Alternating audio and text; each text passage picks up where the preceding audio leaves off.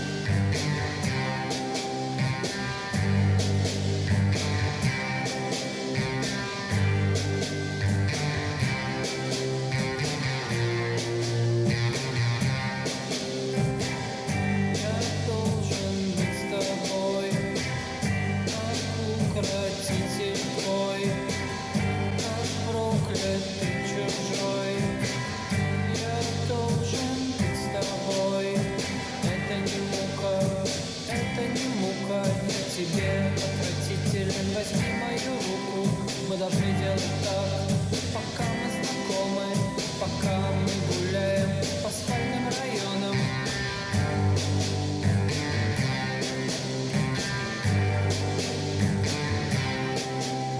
Ну вот, дорогие друзья, я быстренько пробежался по своим двум базам. Вот эта база, которую вы видите, она у меня с самого начала вайпа.